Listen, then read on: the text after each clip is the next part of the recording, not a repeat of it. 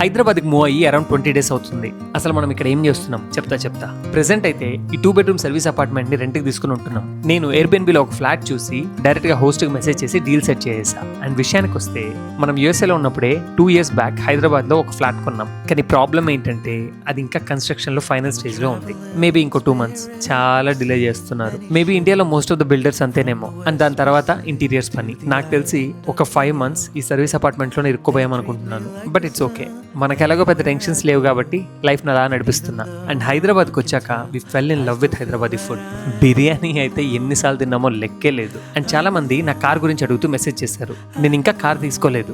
నేను యూస్ చేసేది మా రిలేటివ్స్ కార్. హైదరాబాద్ వచ్చాక నిదానంగా ఒక 2 months టెస్ట్ డ్రైవ్ చేసి మన నచ్చిన కార్ తీసుకుందామని చూస్తున్నాను. తీసుకున్నాక ఖచ్చితంగా అప్డేట్ ఇస్తా. అండ్ ఇంకో పెద్ద చేంజ్, మా లక్కీ గడ్ స్కూల్ కూడా స్టార్ట్ అయిపోయింది. పేరెంట్స్ కి ఓరియంటేషన్ అంట. ఇండియాలో స్కూల్స్ మామూలుగా లేవు. మంచిగా స్కూల్ డ్రెస్ వేసుకొని స్కూల్కి వెళ్ళిపోతున్నాడు. లైఫ్ చాలా ఫాస్ట్ గా వెళ్ళిపోతుంది అనిపిస్తుంది ఫ్రెండ్స్.